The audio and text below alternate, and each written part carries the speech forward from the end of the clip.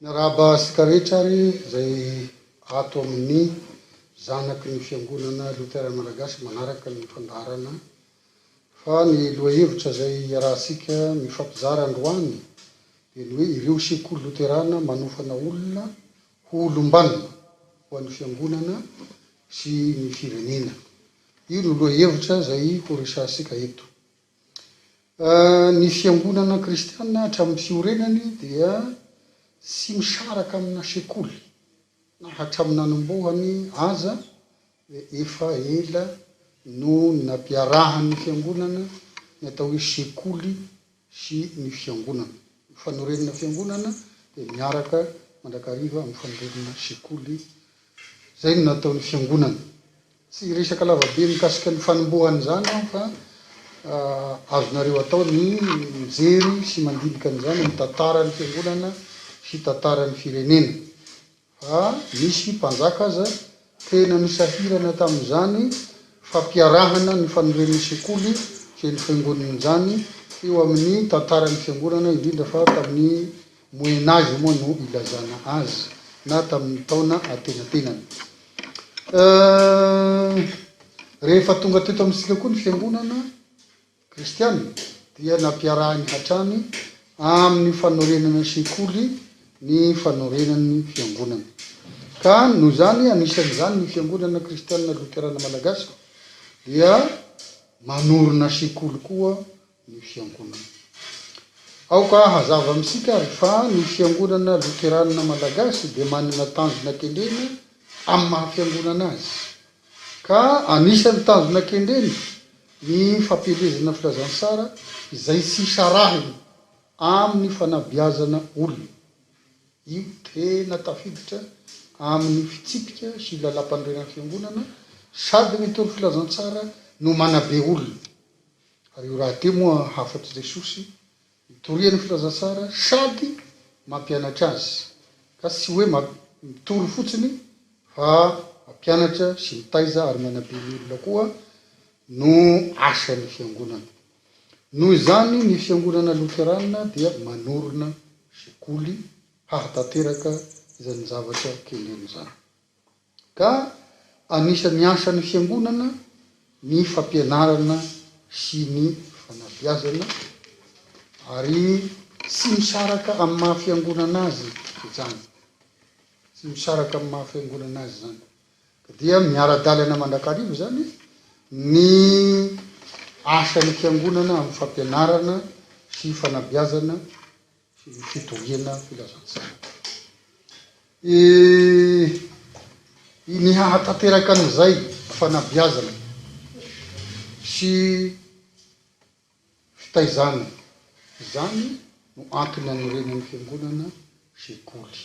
Ary tsy ray ny sekoly aorin'ny fiangonana fa maro vokatry zany tanjona kendreny hanabe ny olona sy hampianatra ny olona zany. Ny zavatra jeresika manokana eto satria ny fotoana tsy ampy dia ny hoe mamokatra olom-banona ho an'ny firenena sy ny fiangonana tokoa ve ireo sekoly ahorosika fiangonana izy. Manahirana ihany moa ny lohateny hoe olom-banona. Ny teny hoe olom-banona manahirana ihany mamarika anazy io. Fa raha ny fahazaoko azy dia olona vanona. Ny hoe olona vanona ilazana olona, ilazana ny hasaran'olona anankiray ny atao hoe olona vanona. Izy mba vanona ilay olona ilazana ny hasarany toetra no tena ao ambadiky ilay teny hoe olom-banona. Ka olona sara toetra, olona manana ny maizy azy eo amin'ny fiarahamonina no lazaina hoe olom-banona. Ka raha ny fiangonana tena izany tokoa ny kelen'ny fiangonana hahatonga ny olona tsirairay olona vanona. Ka indrindra moa fa rehefa manorina sekoly izy dia tsy maintsy zay tanjony zay no tena antony anorenan'ny sekoly. Ny olona vanona ary dia olona ilazana dia anarana ilazana ny olona tsara sy azo antoka eo amin'ny fiarahamonina. Ireo no antsoina hoe olona vanona io, olona tsara, olona azo antoka, olona azo itokisana eo amin'ny fiarahamonina ny atao hoe olom-banona. Fa ny fiangonana mihoatra noho zany. Ny ataon'ny fiangonana olom-banona dia tsy hoe olona tsara fotsiny, olona azo antoka fotsiny amin'ny fiarahamonina fa olona matahotra an'Andriamanitra koa. Zay no tena mampiavaka ny fiangonana satria mikendry indrindra ny hanagnana olona matahotra an'Andriamanitra zay ny fanabeazan'ny fiangonana. Amin'ny maha malagasy asika dia misy ny fomba fiteny malagasy, lazaitsika hoe filozofia malagasy moa izy matetika, ny fanahy ny maha olona. Ka ny fiangonana dia mitaiza ara-panahy. Amin'ny mahampitaiza ara-panahy ny fiangonana dia mikolokolo ny toetra maha olona tokoa zany, indrindra raha ny filozofia malagasy dia tena mamolavola olona hanana toe-panahy tsara sy mahatoky ary matahotra an'Andriamanitra no tena kendren'ny fiangonana amin'ny ireo toeram-panabeazana na sekoly aorin'ny fiangonana ireo. Zany dia mikendry hamokatra olom-banona tokoa ny fiangonana raha manorina sekoly izy. Ka tiany fiangonana ny hamokatra olom-banona, mifanaraka amin'izay heveriny olom-banona dia olona azo atoka, olona azo itokisana, olona azo ametrahana andraikitra ary olona matahotra an'Andriamanitra. Io no kendren'ny fiangonana ary ireo no faritany hoe olom-banona eo amin'ny fiangonana. Mety samy hanana ny famaritany azy. Eo amin'ny fiangonana ny ataony hoe olom-banona dia olona mahatoky, azo atoka, azo ametrahana andraikitra ary olona mino sy matahotra an'Andriamanitra. Ireo no ataon'ny fiangonana hoe olona vanona na olom-banona. Zay raha faripahitasika ny hoe olom-banona tian'ny fiangonana ho vokarina amin'ny sekoly zay ahorona. Zay resika vetivety zany hoe inona avy moa ny sekoly ananan'ny fiangonana. Ny fiangonana dia manana sekoly maromaro raha ny fiangonana Loterana no asiana resaka. Misy ireo sekoly zay ao anatiny atao hoe sekoly fanabeazana sy fampianarana ankapobeny. Io dia mirafitra amin'ny atao hoe fampianarana sy fanabeazana Loterana atao hoe ZFLM. Mirafitra ao avy hatrany io zany. Io dia fampianarana manomboka any amin'ny garabola préscolaire ho isika ka hatramin'ny terminaly. Io no ataony hoe mirafitra ao amin'ny atao ZFLM. Sekoly be deaibe zany eto Madagasikara. Sy ary ho voatanisasika eto zay fa maro izy ireo. Rehefa niresaka tamin'ny tale nasionaly fampianarana aho dia ny mpiasa fotsiny efa mahatratra 200,000 ao amin'ny sekoly Loterana. Zay manambara etoko anambarany zany fa tena be deaibe raha ny sekoly miorina mirafitra ao amin'ny ZFLM. Io dia fitaizana zaza sy tanora ho olom-banona. Araka izay namaritasika ny olom-banona tareloha zany, olona mahatoky, olona azo atoka, olona azo ametrahana fitokisana, olona azo ametrahana andraikitra, sady olona mino sy matahotra an'Andriamanitra. Zay no kendreny amin'ny amolavolany ny ankizy, amolavolany ny tanora dia mba olona hanana an'izay toetra kendren'ny fiangonana zay. Zay no antonan'ireny sekoly. Tsy mifaninana amin'ny fanjakana izy amin'izany, fa manana ny fikendreny kosa ho amin'ny hahatongavana amin'ny atao hoe olom-banona ho an'ny fiangonana sy ny firenena. Ankoatr'ireo dia manana sekoly fanomanana olona samy hafa koa izy. Olona ho tompona andraikitra zany. Dia ny sekoly fanomanana Mpampianatra, sekoly fambolena sy fiompiana, sekoly fanomanana mpitsabo, sekoly fanomanana olona hanao management na entrepreneuria. Ireo no atao hoe LIM. Dia ankoatra zany ny sekoly baiboly, ny STPL, ny salta, sekoly daholo ireo. Zay mikendry ny hanomanana olona ho tompona andraikitra eo amin'ny fiangonana sy ny firenena. Ireo sekoly fanomanana mpampianatra ireo dia mikendry ny hanasarana ilay sekoly voalazantsika tareloha. Ny sekoly fambolena sy fiompiana dia mikendry ny hanasarana ny fiainan'ny olona tsirairay. Afaka mamboly ara-teknika izy, afaka miompy ara-teknika izy. Ny sekoly fanomanana mpisabo mazava loatra, olona afaka hikarakara ny fahasalaman'ny vahoaka eo anivon'ny fiarahamonina ary ny fitantanana sy ny fandraharahana dia samy mikendry ny fampandrosoana ny firenena daholo zany. Rehefa tonga amin'ny sekoly fanomanana sekoly baiboly na sekoly biblique sika sy ny STPL ary ny salta ireo dia fanomanana olona ho tompona andraikitra eo amin'ny fitondram-piangonana satria mitaky olona matihanina hitarika azy ny fiangonana dia nanorona an'ireo sekoly ireo ny fiangonana ny sekoly biblika dia fanomanana olona hitarika ny fiangonana atao hoe katekista ny anarany reo zany dia tokony olona nahavita fiofanana ao amin'ny atao hoe sekoly biblika daholo no hitarika ny fiangonana mba mahafantatra kapobeny mikasika ny fahalalana ny baiboly manomboka eo amin'ny STPL dia mikendry ny fahalalana teolojika zay no antony isian'ny STPL seminaire teolojika ny antony dia araka ny voalazako teo hoe mitaky olona matihanina amin'izany asa zany ny fiangonana ary ny firenena raha teo mandroso ny fahalalan'ny olona mandroso dia tokony fanandrify amin'izany koa ny fahalalan'ny mpitarika ny fiangonana eto manararaotra mahatsiaro ny firenena rwandese na Rwanda ny firenenan'ny Rwanda nanomboka ny tondran'ny Paul Kagame dia nanova politika eo amin'ny fiangonana zao ny zavatra takiany Paul Kagame hoe sy maintsy manana lisansa amin'ny teolojia ny olona ekena hitondra fiangonana na fiangonana inona na fiangonana inona rehefa tsy manana an'izany dia foanany ny fiangonana satria maro ny olona miseho mpitondra fiangonana izy fiaroa nefa tsy manana fahalalana ara-teolojia akory fa navaky baiboly andinika baiboly dia efa mihevitra ny teny ho mpitondra fiangonana ka sy nekeny Paul Kagame zany za tsy manao an'izao hoe tokony hanao zany ny Firenena-Malagasy fa mitiako lazaina fotsiny dia hoe matoa ny fiangonana hatramin'ny isiany nanorina sekoly fanomanana olona hiandraikitra ny fitondram-piangonana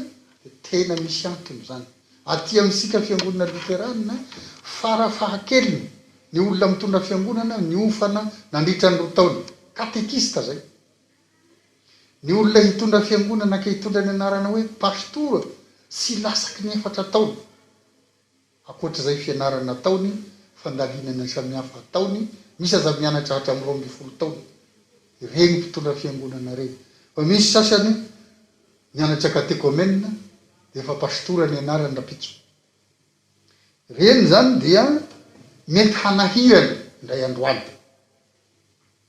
satria tena fatany ve ny zavatra resahany tena hainy ve ny mampihatra ny atao hoe contextualisation eo amin'ny fiarahamonina mikasika ny baiboly sa dia roritiny amin'izay itiavany azy fotsiny fa misy fianarana misy teknika misy fandalinana zany ka ny tiako lazaina dia hoe ny fiangonana Loterana dia manana an'izany ary amin'izao dia efa nanokatra ny atao hoe programme doctoral ny fiangonana Loterana sekoly zany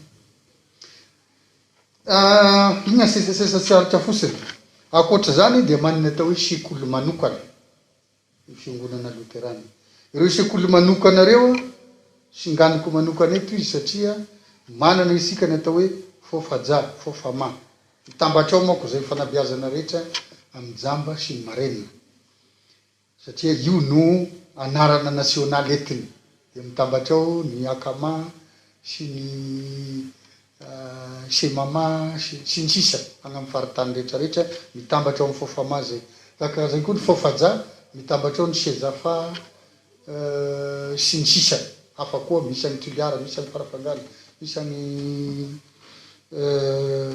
aizy ty any toerana maro samihafa tiako lazaina dia hoe manana sekoly manokana koa ny fiangonana ireo sekoly manokana reo dia fitaizana sy fanabiazana reo olona manokana inona reo olona manokana lazaiko lazaina amin'ny fomba fiteny mahazatra asika ihany hoe atao hoe sembana jamba sy marenina manana an'ireo ny fiangonana ny kendren'ny fiangonana amin'ny isian'ireo dia ny hahatonga ireo olona ireo ho olom-banona koa araka efa marita asika ny teo olom-banona dia olona zay olona sara mahatoky ary matahotra mino sy matahotra n'Andriamanitra ka sy ny olona tsy misy kilema ihany no beazina hanana an'izay fa na ireo olona manana kilema koa aza dia tezaina hanana ny maha izy azy ka ny fiangonana dia manana an'izany ka manarona sekoly manokana izy ho an'ireo olona reo politika vaovao moa ty hoe fampiatiana ty ankehitriny fa ny fiangonana hatramin'izay ka hatramin'izao dia manana an'ireo sekoly reo ary mbola tazominy hatramin'izao ireo sekoly reo ka manana ny tanjona kendreny izy amin'ireny ny tanjona kendreny dia ireo olona reo ho lasa olom-banona afaka hiatrika ny fiainana ka sy ho vesatry ny ankohonany sy ny fiarahamonina ary ny firenena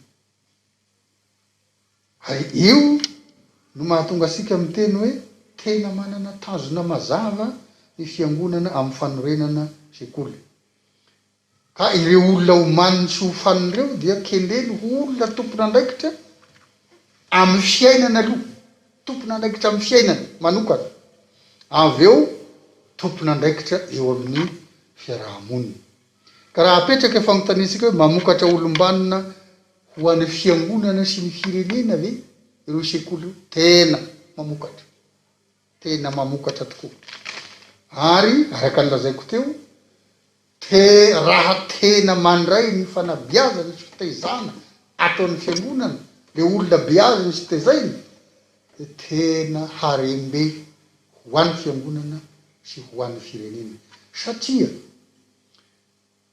ny tena zava-dehibe amin'ny fiainana maha olombelona ansika ka isian'ny fahendrena dia ny fahatahorana an'Andriamanitra amin'ny malagasy moa dia fatahorana zagnahary raha matahotra zagnahary gn'olo azafady fa tafiditra iaby ny fomba fiteny amin'ny dialekta raha matahotra zagnahary ny olona dia tena tonga amin'ny atao hoe maha olom-banona azy izy fa manahirana ny olona sy matahotra an'Andriamanitra sy matahotra zagnahary tena manahirana ny nampilamina ny fiarahamoniny malagasy dia ny fahatahorana zagnahary matahotra an'izany marobe reo oabolana malagasy na oampitenena malagasy mampiseho an'izany aza ny loasaha mangina no jerena fa Andriamanitra ao ambonin'ny loha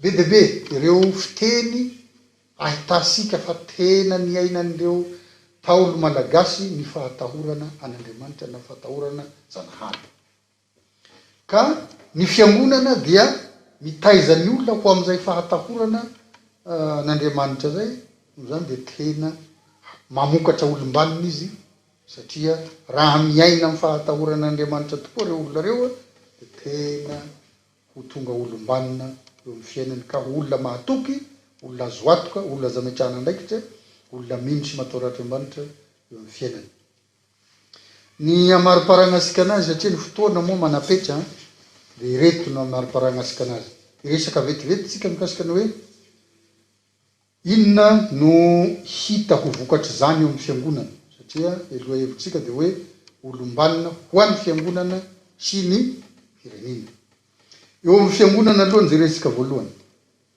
eo amin'ny fiangonana ireo olona beazan'ny fiangonana sy tezain'ireo ny tonga olomanga ny fiangonana zay no voambolana ampiasaiko indray olomanga ny fiangonana hoana no ilazantsika hoe olomanga ny fiangonana izy lasa pitarika eo amin'ny sambaratonga ny fiangonana reo olona reo sy voatery ho mpitondra fiangonana tahako any pastora izy fa manana andraikitra eo amin'ny fitariana samihafa amin'ny fikambanana samihafa amin'ny fanesikesehana ny fiangonana lasa pitarika mahomby lasa pitarika azo atoka lasa pitarika azo anakinana andraikitra reo olona reo ao amin'ny fiangonana ny faharoa dia nohon' izy nahazo fanabeazy fitezana amin'ny fiangonana tsy vahiny izy fa afaka mandray andraikitra avy hatrany eo amin'ny sehatra samihafa ho fampandrosoana ny fiangonana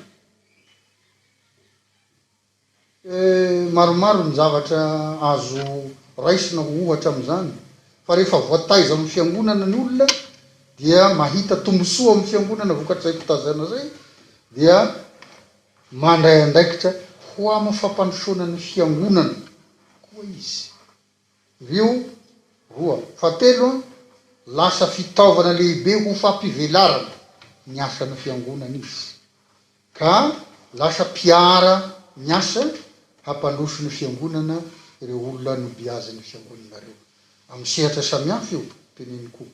Na izay nobiazina amin'ny sekoly ambaratonga samihafa, na ireo nofanina amin'ny sekoly manokana tahaka ny hoe sekoly fanomana mpampianatra, sekoly fanomana mpitsabo, sekoly fambolena sy fimpiana, indrindra moa fa ireo nampianarina atao amin'ny sekoly biblika sy ny STPL ary ny saltra.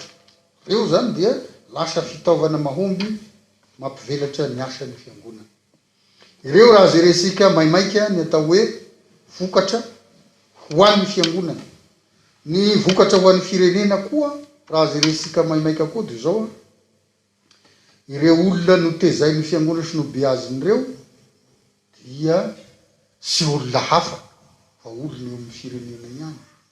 Ka raha ny vokatra sara eo amin'ny fiangonana sy makaiza fa vokatra sara makao amin'ny firenena ihany koa zany.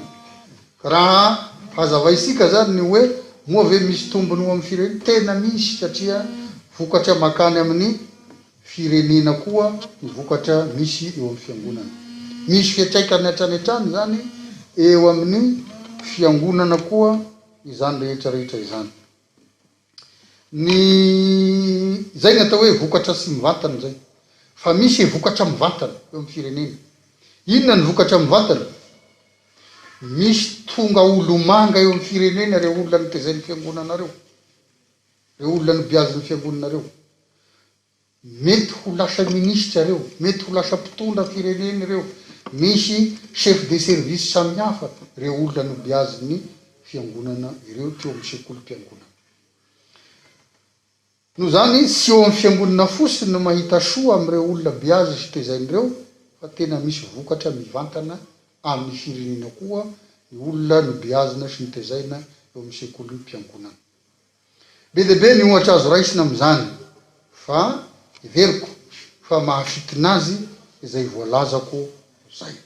Ny hafatra farana ary dia zao, ho asika mpanabe aloha ny hafatra.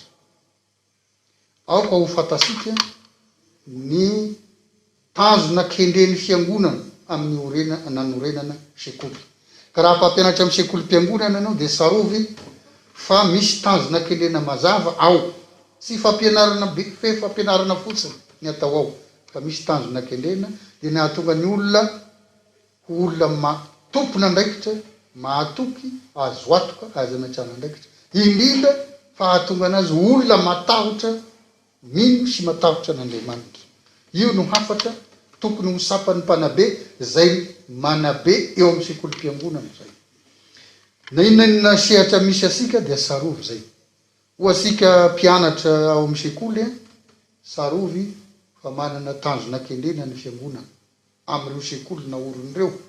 Ka tokony hagnaraka disiplinina napetraky ny fiangonantsika, hahitasika vokatra sara amin'izay fanabiazana kendren'ny fiangonana amin'ireo sekoly naoron'ireo. Fa indraindray isika mieritratra mavesatra ny disiplinina fa mahasoa asika zany. Maro nahazo tombosoa amin'ny fiainana tamin'ireo disiplinina napetraky ny fiangonana amin'ny sekoly mpiangonana samihafa naorony ireo. Tombosoa ho anao voalohany indrindra ary tombosoa ho an'ny firenena koa. Manantena fa ho fantasika amin'ny ankapobeny ny zava-dehibe isian'ny sekoly. Ny loha hevitsika moa dia mazava hoe ireo sekoly Loterana manofana olona ho olom-banona ho an'ny fiangonana sy firenena. Ireo no sekolysika ary tena mamokatra olom-banona ho an'ny fiangonana sy ny firenena tokoa reo, ka tombosoa lehibe ho asika ny fisiany.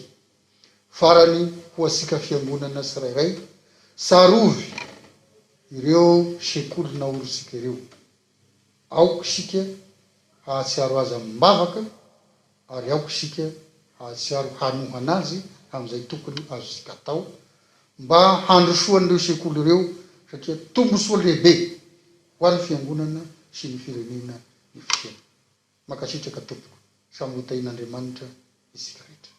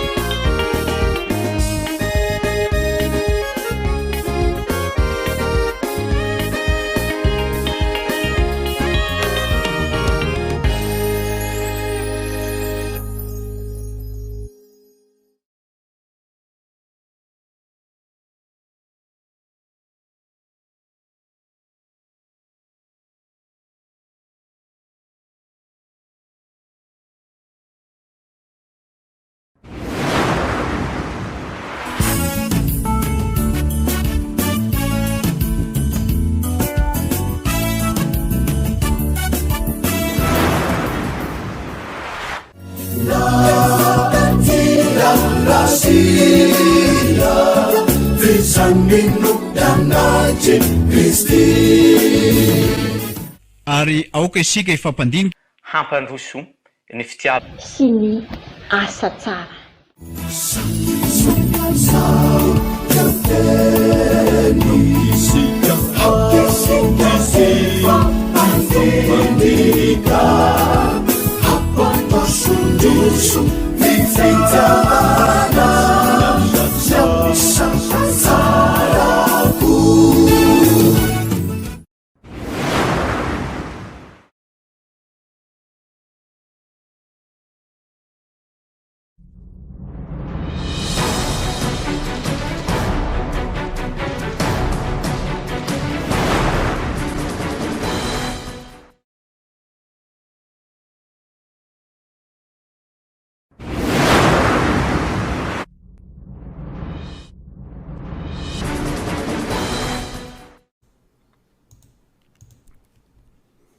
FLM tanamandroso moramanga lahatiny pastora andria mahaleo non sans fanke andro natokany fiangonana anoanana ty piasany ity sy nankohonany ny alahady enina jona raika amby roapolo sy roa arivo teo nisy ny fidirana indronato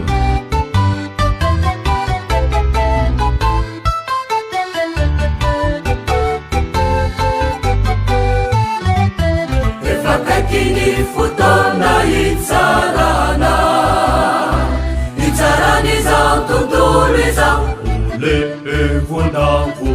ulevunalitani sikawani andani chani raminilai papapapae elizawani wiza majinu liuwavina machiki chipi ane epenina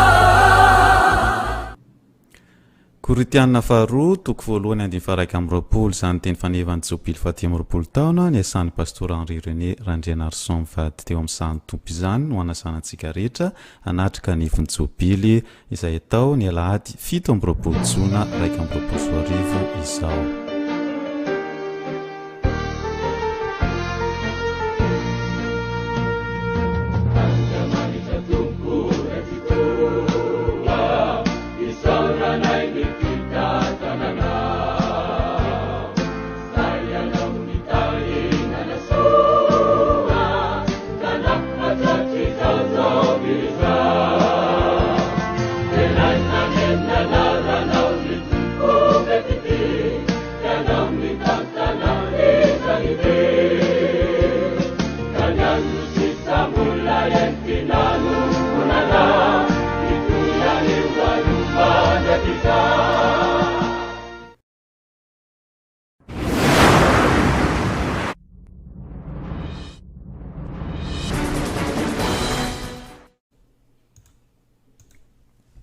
Isaorana Jesosy fatateraka ny fankalazana ny ivo ny fahatimy amby roapolo taona ny korala ako ny fandresen'i Kristy na afakry vohiposa sy modapartany avony. Ny teny faneva dia araka ny salamo toko faraika amin'ny fitopolo andiny fahatimy amby folo manao hoe ny vavako hitory ny fahamarinana sy ny famonjenao mandrakariva. Vita ihany koa ny rakim-peo voalohany mitondra ny lohateny Ray Suzanio izay anisan'ny tsangam-bato ary vavaka tsy faina nanomboka ny sabotsy 7 jona teo.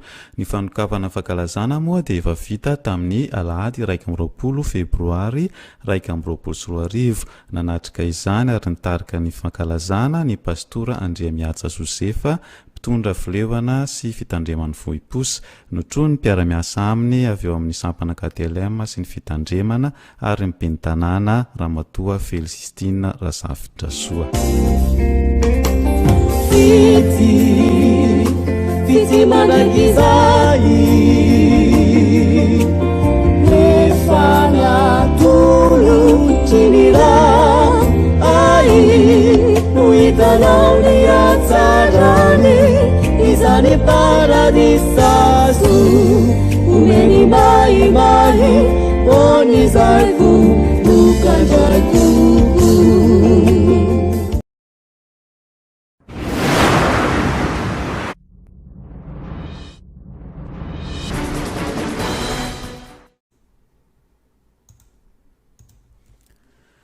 Maro tamitsika no nanao publication tamin'ny ZFLM tamin'ity volana jona ity mahakasika ny fiangonana osaosa ara-fotodrafitrasa. iray tamin'ny nanao publication tamin'ny renya ny filohan'ny FLM pastora dokotera Kotobesoa ho indrindra izy tao amin'ny publication zay nataony. Maro amin'ny fiangonan'ny FLM no mila fanamboarana sy fanatsarana indrindra fa ireo any ambanivohitra. Anisan'izany ny FLM Morarano fitandremana matsinjo filevana Marovoay. Mariana fa nanao fitsidiana tany amin'ny faritra Marovoay iny ny ray aman-dreny. Ho indrindra ny ZFLM manamaly azy. FLM Etrobeke ampanihy koa ray aman-dreny tena mampalahelo. Tao koa ny teny hoe fiangonana FLM sy hanadaly sanam-piangonana any amin'ny fitandremana ikopoky beloha filevana beloha androy sy nodapartany SPA koa. Tao ny namaly hoe atao ny devis dia samy miantoka brique ray mira 100 ariary, roa mira 200 ariary, tsy mavesatra avy zany fa 3 millions ane no isatsika kristianina FLM. Ka raha fiangonana 10 no atao dia samy manome 10 ampitomboana 100 mira 10 ariary. Mino aho fa tsy mavesatra zany. Tao koa ny nanosikevitra hoe mila miasa ny fanilo sy ny ekipa fizakatena. Tsara raha mafisina any amin'ny sekoly biblika, STPL, salta ny fampifanana mahakasika ny fampatanjahana fiangonantsika. Ilaina koa izany fanamafisana izany fa izay manao izany ho an'ny lasy pastoraly sy ny seminaire ataon'ny katekista. Fitsiriana ny vondro talenta sy fanentanana kristiana iafoy satria izay ananana sy iainana dia tsy azy fa talenta sy fananan'Andriamanitra saina tandremantsika. Atsangano ny fondation Loterana-Malagasy mba azahoana mamatsy vola toa ny reto fiangonana na sekoly Loterana sy ny sisa eto Madagasikara. Feno hoy ny tenin'Andriamanitra, amboary ny asanao any velany ary ataovy lavorary ny any an-tsaha. Ka rehefa vita zany dia mahazo manao ny tranonao ianao. Ohabolana 720 ny andininy 720.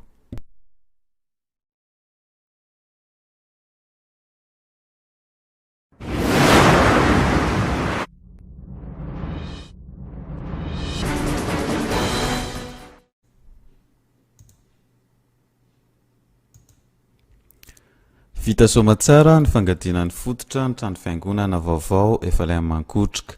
Nisy ny asa izay nataon'ny mpiandry eo anivon'ny sampana fifilina teo amin'ny toerana anorenana ny trano fiangonana sy ny manodidina azy rehetra.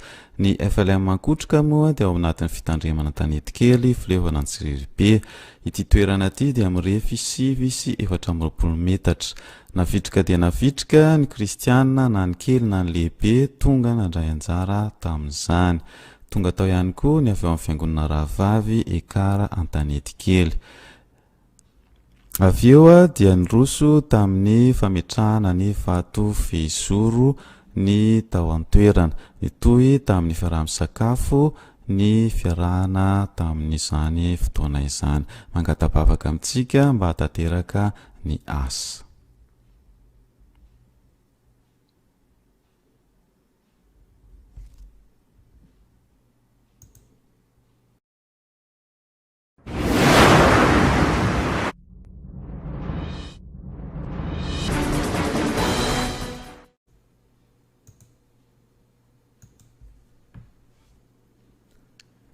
Vita somatsara tao amin'ny filevana Antsirirybe ny asabotsy 7 jona 2024 ny fanokanana azy 5 mianada mianaka ho mpampianatra sekoly alahady.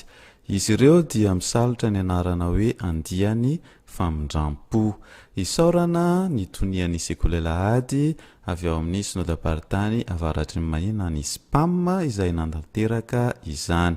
Miarahaba azy ireo isika ary mba hahefa be amin'ny asan'ny tompo anie izy rehetra.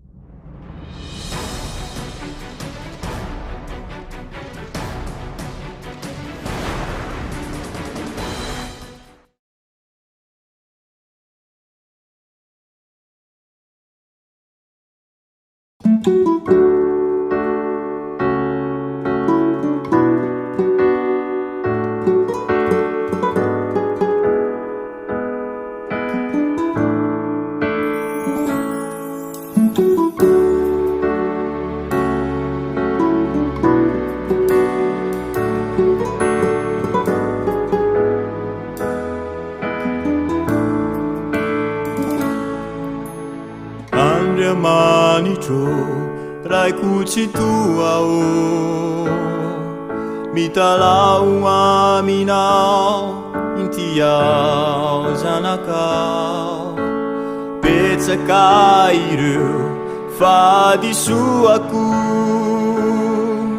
ifonako aminao famelokao menatrao na de niantsoanao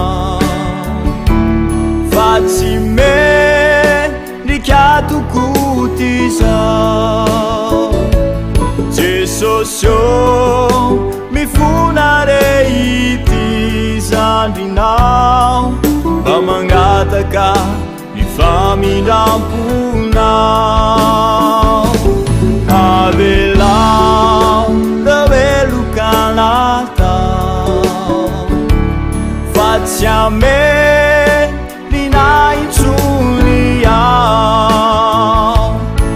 Jesosio o aukaremba ciulavinao famanleninao mifuna aminao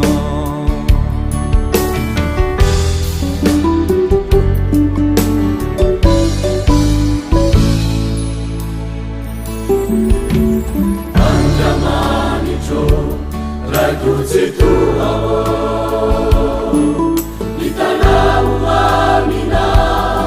Itiao sanaka Petsaka ireo fadisuaku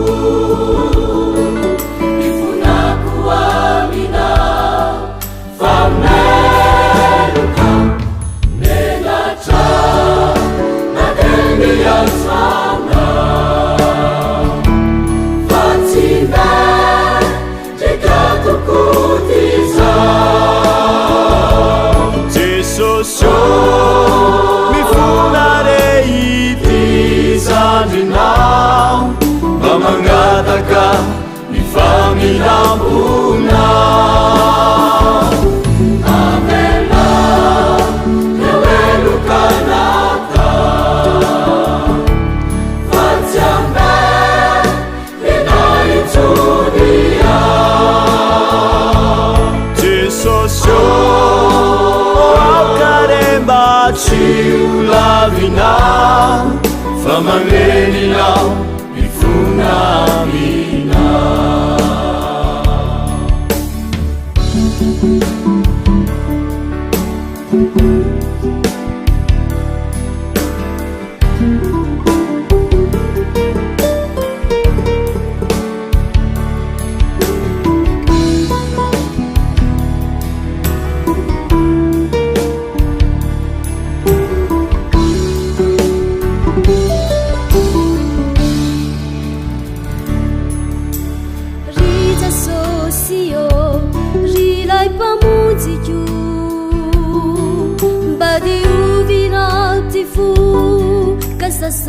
Sauniutaku iroditraku sivesacetaku maesuriavuku cizakaku irua magatakamina manjaka yanawanatikwa Jesosio esurirere luto ao amor cavalzicchiu retrezaracicchiu Avena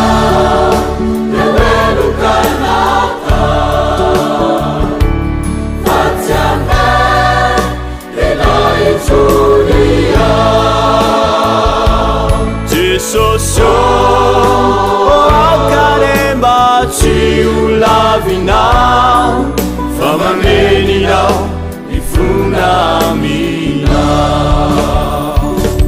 negatra nateneyasana